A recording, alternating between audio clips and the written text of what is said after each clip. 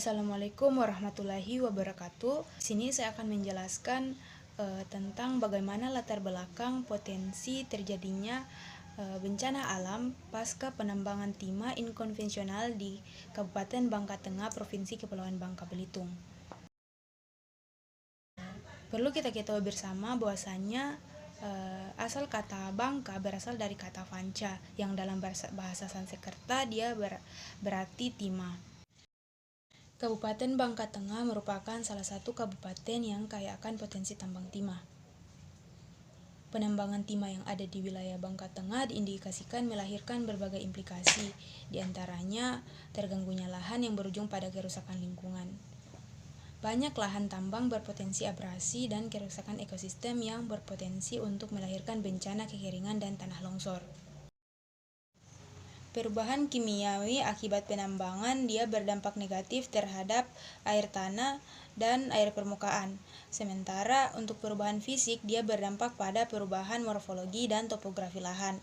Dan untuk perubahan secara biologis dia berdampak pada flora, fauna, serta mikroorganisme lahan. Perlu kita ketahui bersama bahwasanya maraknya usaha-usaha pertambangan rakyat tanpa izin di sisi lain dapat meningkatkan produksi biji timah yang cukup signifikan dan memicu munculnya tempat-tempat peleburan biji timah skala kecil milik masyarakat. Namun, aktivitas penambangan timah ini berdampak pada terganggunya lahan dan mengarah pada kerusakan lingkungan. Indonesia merupakan produsen timah terbesar kedua setelah negara Cina. Provinsi Bangka Belitung merupakan sentra utama penghasil timah di Indonesia dan sebagai eksportir terbesar yang memasok sekitar 80% kebutuhan timah di dunia. Provinsi Kepulauan Bangka Belitung berpotensi sebagai penghasil timah karena sebagian besar kandungan tanahnya itu mengandung biji timah yang tersebar secara merata hampir di seluruh wilayah, baik di darat maupun di laut. Secara administratif, Kabupaten Bangka Tengah merupakan bagian dari Provinsi Kepulauan Bangka Belitung.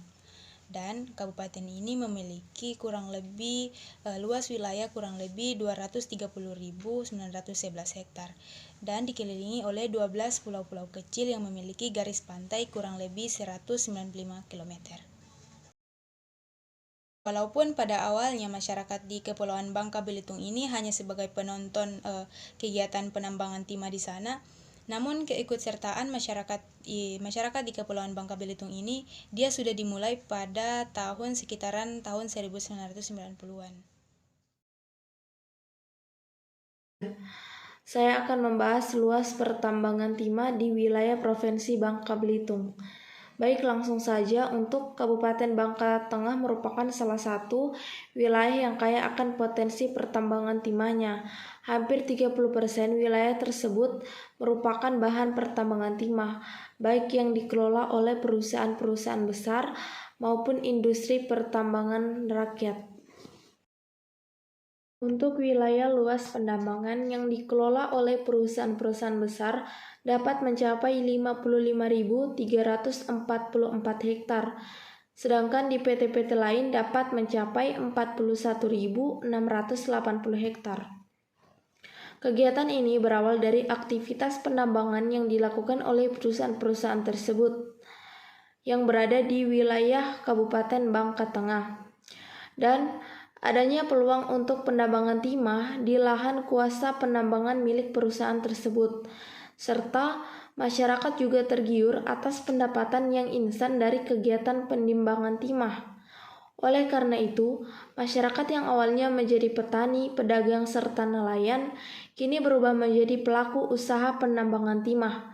Meskipun di daerah tersebut telah dikeluarkan Perundangan Daerah Nomor 8 Tahun 2007 tentang pokok-pokok pertambangan umum. Namun hal ini juga tidak menyurutkan usaha pertambangan ilegal ini.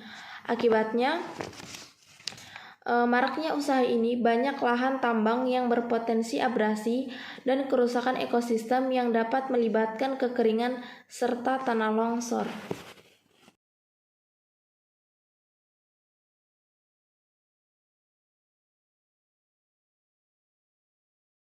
pada Undang-Undang Nomor 23 Tahun 1999 itu sudah dijelaskan bahwa kerangka pembangunan yang berkelanjutan merupakan perpaduan antara 3 elemen utama pembangunan, yaitu ada pembangunan sosial, ada pembangunan ekonomi, dan kelestarian lingkungan.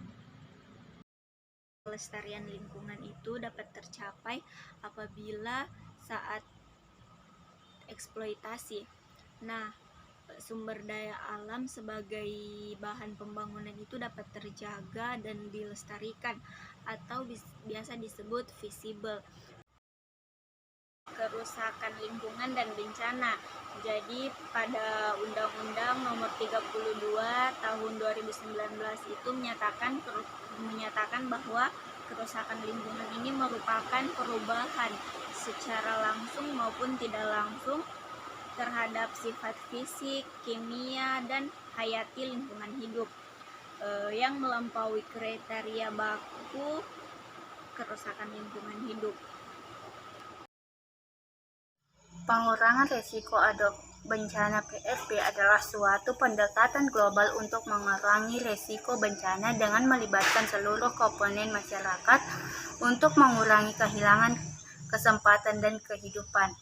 Nah, pengurangan risiko bencana di Indonesia dalam implementasinya akan disesuaikan dengan rencana pengurangan risiko bencana pada tingkat regional dan internasional, di mana masyarakat merupakan objek, subjek sekaligus sasaran utama pengurangan risiko bencana dan berupaya menghadapi kearifan lokal atau local wisdom dan pengetahuan tradisional atau traditional knowledge yang ada dan berkembang di masyarakat.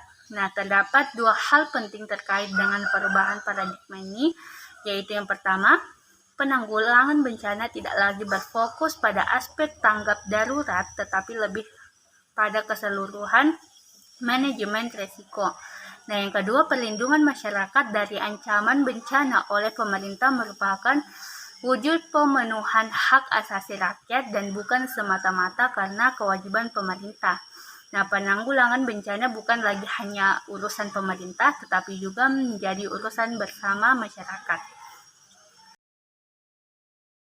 Nah, salah satu upaya mengurangi bahaya adalah melalui peningkatan kesiapsiagaan. Jika kesiapsiagaan atau kapasitas ditingkatkan, menurunkan kerentanan yang dihadapi, sehingga jika terjadi bencana, maka kerugian dapat diminimalisir.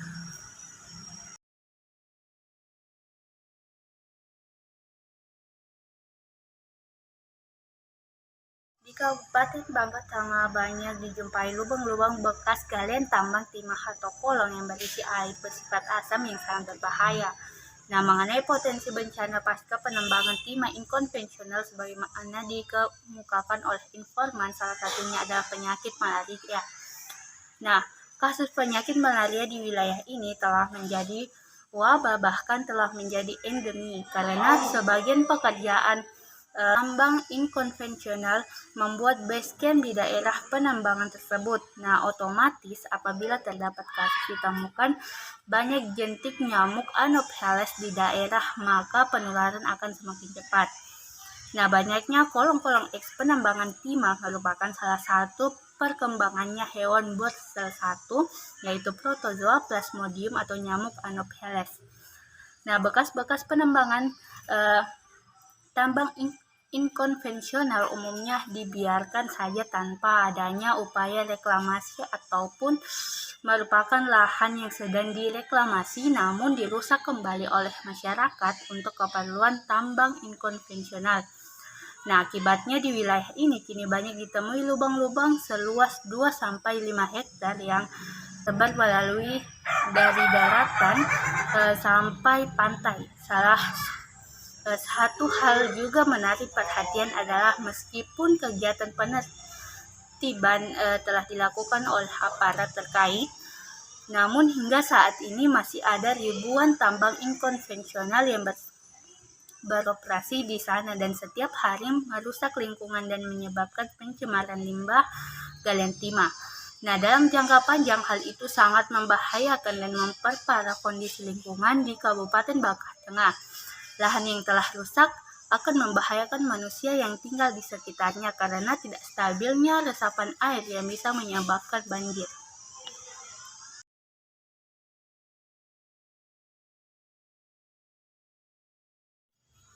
Nah, ada beberapa upaya yang dapat mengurangi resiko potensi bencana pasca penambangan timah inkonvensional di Kabupaten Bangka Tengah, Provinsi Kepulauan Bangka Belitung. Nah, yang pertama, menghentikan berbagai kegiatan yang menimbulkan kerusakan lingkungan. Nah, yang kedua, bagi tambang berskala kecil dilarang menggunakan alat berat. Yang ketiga, reklamasi pada lubang-lubang bekas galian timah agar segera dilakukan. Nah, yang keempat, pengusaha tambang timah wajib menyusun analisis mengenai dampak lingkungan atau AMDAL. Nah, yang kelima, memberlakukan program pokok pengelolaan lingkungan hidup. Dan yang keenam, adanya penertiban terhadap penambangan ilegal.